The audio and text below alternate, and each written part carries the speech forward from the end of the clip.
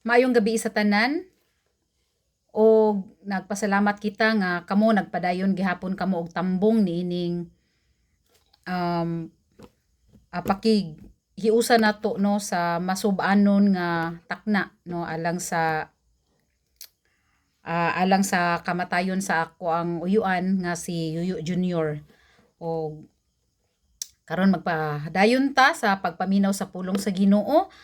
Apan sa dili pa magampo usa ta, amahan namo nga langit nun, salamat na pud Ginoo ning lain na pud Ginoo nga adlaw sa kagabion nga diin. Nagtawag na pud ka Ginoo og takna og panahon Ginoo nga kami magkahiusa karon sa pagpaminaw Ginoo. Sa lain na pud Ginoo nga pulong nga imo ha Ginoong ipaabot diri kanamo. Salamat Ginoo nga kani nga kahigayunan imo gihapon Ginoo nga gihimo nga panalangin bisan pa Ginoo subo ang sitwasyon kay nawad-an man kami Ginoo og usa sa amo Ginoong kaliwat o hinigugma sa kinabuhi. Apan Lord, salamat kayo Ginoo kay ikaw nga Dios Ginoo, maga-comfort Ginoo og magligon Ginoo sa amo ang makinabuhi nga diin makalahutay gayod og makapadayon Ginoo sa pagpuyo diha sa imong kabubuton Lord God nga bisan pa ug amo Ginoong isalig nga kani Ginoo nga takna Ginoo aduna gyud ka Ginoo ikatuyuan alang kanamong tanan. Panalangin ni ang matag usa Lord God bisan pa niini Ginoo nga subo nga sitwasyon. Amo ka Ginoo nga giday gipasalamatan Lord sa imo ha Ginoong kamaayo labi na karon nga takna Ginoo nga ang matag usa naa Ginoo sa maayo nga panglawas og naaman gipud Ginoo'y nagdaot karon Lord ako Ginoong giampo nga ang imong balaan nga espiritu maghatag og milagro karon nga takna Lord God hikapa ang matag adunay mga balatian karon nga takna Lord nga ikaw Ginoo mag-aayo niini. Dalaygon ka Lord sa walay katapusan ako kang Ginoong ginapasalamatan ug kining tanan akong ginampo sa ngalan ni Jesus. Amen ug amen. So karon dili ta maglangay ang atong pagahisgutan karon anaa diha sa Lucas 16 magsugod diha sa 19 ug mahuman kini nga sa 31. Kani usa ka common nga basahon diha nahisulat sa Biblia nga mao ang kinabuhi sa usa ka dato og si Lazaro. Nagtuo ko nga ang matag usa ka nato nakadungog na niini nga sugilanon. Kani nga sugilanon usa ka klaro og realidad nga kung ato ning tuhuan no maghatag kanina tog kaalam nga magkinabuhi nga matarong sa matag adlaw sa ato ang kinabuhi. Kung ato ning tuhuan makatabang ni nato nga kita makagawas diha sa mga trap sa yawa pagpanglimbong pag-ilad sa yawa no sa ato ang kinabuhi matag adlaw. So basahon nato ang Lucas 16:19 hangtod sa 31 og kada bersikulo atong himan-himanon unsay mga buot ipasabot ni ining mga butanga. Ingon diha sa 19, may usa ka dato nga nagsulob sa mahalon kaayo nga biste ug nagpuyo sa kabuhong matag adlaw. May usa-usab ka kabos nga ginganlag Lazaro, ang iyang lawas nalukop sa mga nuka. Naglubog siya duol sa pultahan sa balay sa dato.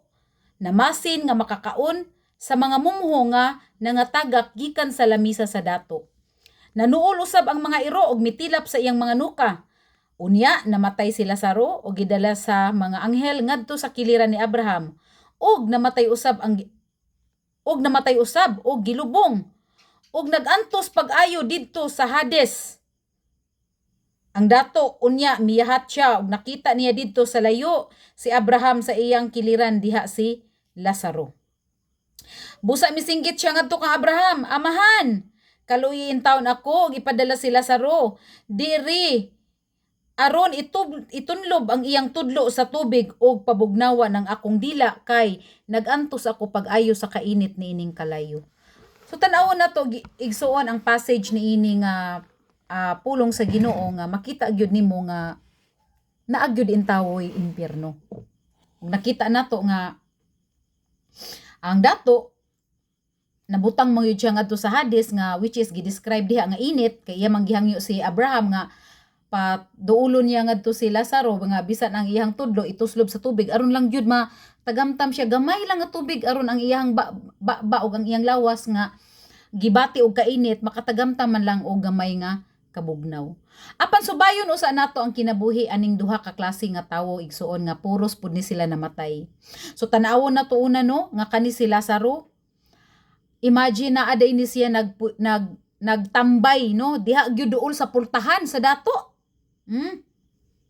So sa ato pa matag adlaw, matag gawas og sulod sa dato diha sa iyang panimalay, nakakita ni siya ni Lazaro nga nagantos no, nagantos sa kagutom, ginuka bulingon no. Unya wala man diri gisgutan sa Biblia nga iyang gipakaon kay si Lazaro naghulat man lang ug naay mga mungho nga matagak sa iyang lamisa. Unya kay pultahan baya tanon nya ang dato baya tan-awon nimo lamisa may giingon diha sa Biblia, so kaning lamisa layo-layo gyud ni siya diha sa pultahan sa dato. Di gyud ni siya duol kay nga naman dato gud na, so possible dako gyud ng balay. Ang iyang lamisa wa gyud na siya duol sa pultahan. So namasin ni siya nga kung manilihig ang dato ba sa iyang mga mumho. Moabot ni siya dito sa pultahan hantod moabot ngadto sa kanang naay ni Lazaro. Nya imagine ka, kuyog pag yun ni niyang iro nga nanilap sa iyang mga nuka. So kaning iro mo ilog pud ni niya sa pagkaon. No, kamukaon biya ng iro no og mumhupod. So ingana kapait og kalisod ang kinabuhi ni Lazaro. So makita pud nato nga ingana pud kadautan ang kinabuhi sa dato.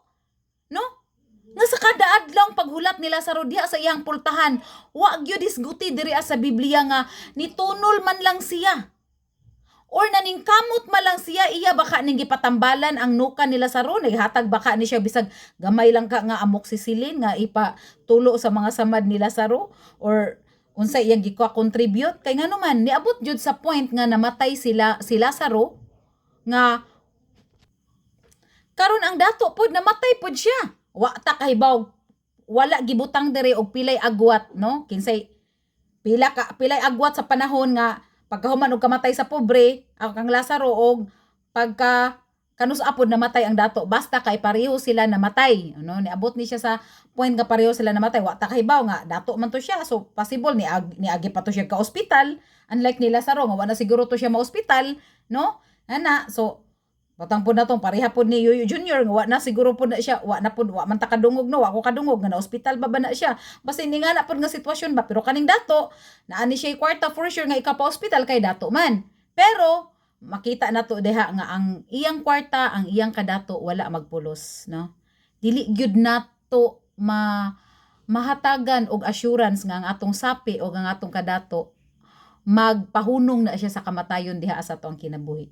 So pareha sila namatay, no? O pareha sila ni atubang gyud sila sa kamatayon. Panindot kayo ang sitwasyon sa usa ka dato igsuon. Nakita nato diri nga tataw kaayo nga gidala siya sa anghel. Imagine, pagkamatay ni Lazaro, gisugat siya sa anghel o gidala siya sa mga anghel ngadto sa sabakan ni Abraham. No? Balikan ninyo nagbasa. Karo inyo nang matagod-tagod, no, ang pagsulti diha. Gidala siya sa anghel o gidala siya ngadto sa sabakan ni Abraham. Samantalang ang dato, pagkamatay niya, walay anghel nga nagdala niya, walay gimension diha, kundi gilubong siya ug unya didto na siya sa Hades, nagantos, no? Na diha nagantos. Unya kay karon kay nabanhaw man siya diha sa ikaduhang kamatayon, no? Sumauto nga nakita niya, pagyangad niya nakita niya nga si Lazaro naa didto sa sabakan ni Abraham ug nakita niya nga hayahay ang kahimtang ni Lazaro. Dili pareha sa iyang kahimtang nga nag-agulo siya sa kainit. So nisinggit siya sa tupa kaning bungaw sa impyerno og diha sa paraiso, duol-duol ra ni igsuon. Kay ngano man nakasinggit pa man si Lazaro, di ra ni siya iglagyo no? Lazaro nakasinggit pa man ang dato nga kanang Abraham, amahan ako nga Abraham. Padunga intawon si Lazaro diri intawon kaluyi ako. Itunlob intawon ang iyang tudlo sa tubig no, aron pabugnawan kuno ang iyahang dila no. Apan unsa may gingon ni Abraham? No, gitawag pa biya pud siya anak bisag na siya sa impyerno. Maluluyon gyud ni si Abraham no. Kaning mga nagsangyaw sa pulong sa Ginoo ba, mga maluluyon gyud na sila. Kay tiaw no, naanagod siya sa lugar sa impyerno, nakita si Abraham, ingon pa intawon siya anak. Anak si Abraham. Hinumdumi nga didto ka pa sa kalibutan, nabuhong ka sa tanang maayong butang. Samtang si Lazaro lunlon lamang kadautan ng iyang nahiaguman. Apan karon, no, tanawa. Apan karon malipayo na siya diri. Samtang ikaw diha nagantos. O mura po gipaibog intawon pod ni Abraham, intawon pod si ang dato didto intawon nga nagantos sa kainit. Nya ingon pod si Abraham nga gawas pa naay lawom nga bungaw. Oh, naa di ay bungaw nga lalom. Sa to pa di nakatabok si Abraham kay kung tabok siya hulog pud siya ngadto sa bungaw. Mapil niya siya ka impierno or sila sa ruba, no? Sa naay bungaw nga nagulang ka nato aron walay makatabok gikan diri nga naha kanimo. O gikan diha nga ri kanamo. Oh, ang dato mitubag. Kun mao ka na, ana siya nga, kun mao ka na amahan hangyoon ko ikaw nga imo untang ipadala sila sa rungad to sa amo. Kasi but pasabutan na igsuon. Gusto siya nga mabanhaw si Lazaro. Gusto siya nga banhawon si Lazaro. Kamo diha karon nga naminaw aning pulong sa Ginoo karon naghulat ba mo nga mabanhaw si Yuyo Junior aron mosulti sa inyo ha sa inyong nadunggan karon nga wali nga moingon og unya na ko magbago sa ako ang kinabuhi. Unya na ko mutuo sa gisulti ni kanang Ate Agnes, ni Ma'am Agnes, ni Pastora Agnes or sa iyang bana nga tinuod ng ilang istorya diha akong mabanhaw si Yuyo Junior, si Inong Junior. Basi na ay mga huna-huna diha karon nga sama ni inig soon. Klaro kayo ang Biblia no. Nag-ingon unsay tubag ni Abraham. No, ingon ang tubag ni Abraham nga ingon ang dato mitubag kun mao ka na hangyo ang dato. Kay ingon siya nga aduna ako'y 5 ka igsuong lalaki, nabalaka siya. Siya nga patay na nga naa siya sa impierno, nabalaka siya sa iyang 5 ka igsuong lalaki. Nihangyo siya nga ipadala si Lazaro banhawon, no? Kay aron ingon na makalikay in taon sila aring kasakit nga akong nahiaguman. Dili ko gusto nga akong mga igsuon, akong 5 ka igsuong lalaki, maabot aning akong sitwasyon karon. Amahan nga Abraham, ipadala in taon didto kaluyi in taon ang akong mga igsuon nga buhi pa. Ipadala in taon banhawa in taon. No, apan unsay tubag ni Abraham, miingon si Abraham, atuan na dito si Moises. Atuan na dito ang mga propeta nga mga nagpasidaan kanila. O pwede po nga atuan na dito yung mga mananangyaw. Atuan na dito yung mga mangwawali. O nagwali na dito si Ma'am Agnes, no? Nagwali na dito iyang bana diha sa patay sa haya ni Junior. Nagwali na, no? Pues no mo ana gid si Abraham. To na nagwali dito. No nga ana dayon nga apan say ni-insist pa gyud ang dato ningon siya nga apan amahan dili pa ka naigo tiaw unsa ka masupilon ang tawo ingon siya nga dili pa ka naigo kung mabanhaw lang gyud unta si Lazaro unya imong ipadala didto mamiya gayud sila sa ilang mga sala mo yang gingon apan unsay tubag ni Abraham kung dili gani sila mutuo kang Moses o sa mga propeta, or kung dili man gani sila mutuo sa mga nagsangyaw karon nga inyong nadungog, dili gayod sila makabig. Bisan pag may mabanhaw. Tiaw ba igsuon? Kung naamay naghulat ni Junior karon nga mabanhaw, igsuon nagingon ang pulong diri sa Ginoo. Bisan pag adunay mabanhaw kung gahi kag ulo kay di ka maghinulsol, dili gyud ka makabig.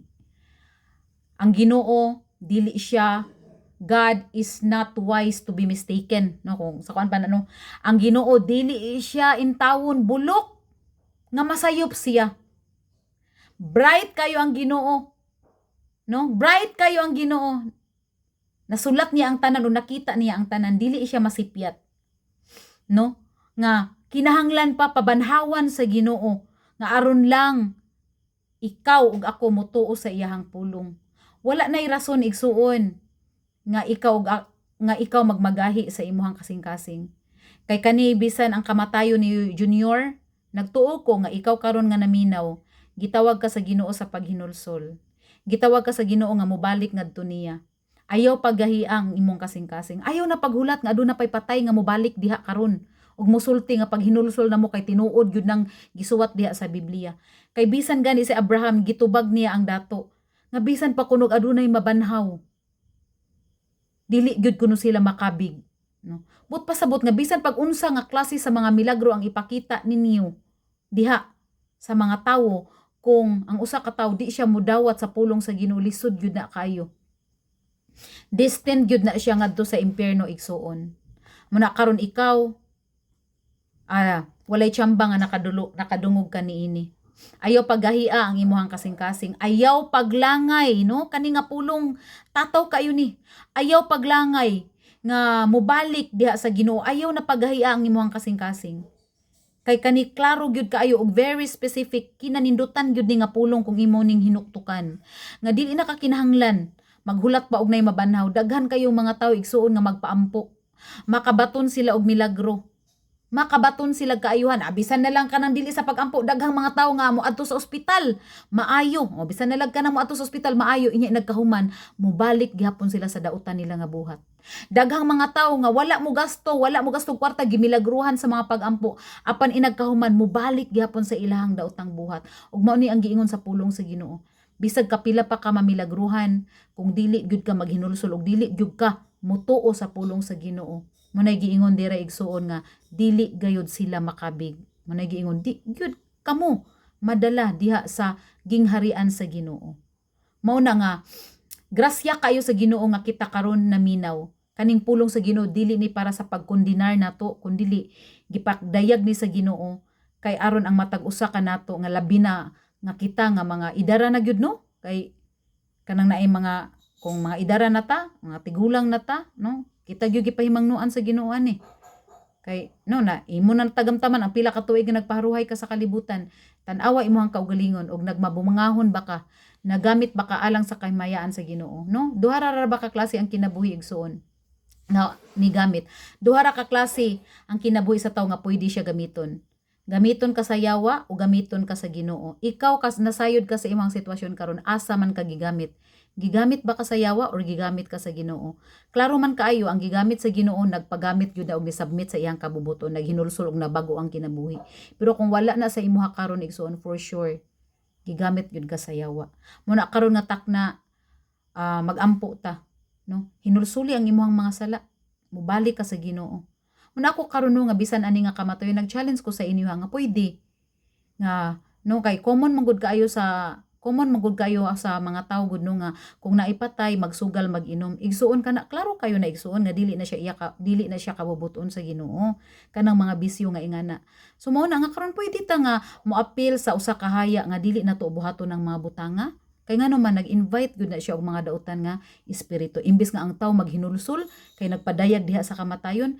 Pero ang mga tao nagbuhat na hinuon sa dautan. Naghinaot ko no nga sa sunod nga mga adlaw, maminaw ta sa pulong sa Ginoo, daygon na to ang Ginoo nga wala tay dili na to apilan og mga bisyo. No? Kay klaro kayo mao gyud na siya gusto sa Ginoo pang langit gyud na igsuon. Dili ba ta mabuhi kung wala na? Mabuhi ta igsuon, no? Mabuhi ta. Imo ra gyud na siyang isurrender sa Ginoo. So karon magampo ko alang sa atong hinapos. Amahan nga mo nga langit nun. Lord God, nasayod ko Ginoo, nasayod mi nga ang matag usa ka namo Ginoo. Kami ra gyud Ginoo maka-check sa among makasing-kasing og ikaw. Kay ikaw ra may nakakita niini. Lord, akong giampo karon Ginoo, ginadeklara o ginahangyo ang imong balaan nga espiritu nga mamuhat sa matag kasing-kasing og hunahuna ang ilang nadunggan nga pulong karon Lord. Dili sa pagkondinar. Apan Lord God, pagpakita Ginoo sa dako nimo nga grasya ug gugma nga ikaw nga Dios Ginoo naghatag pa og tsansa sa matag kalag karon nga buhi nga diin makahinulsol og mobalik diha kanimo.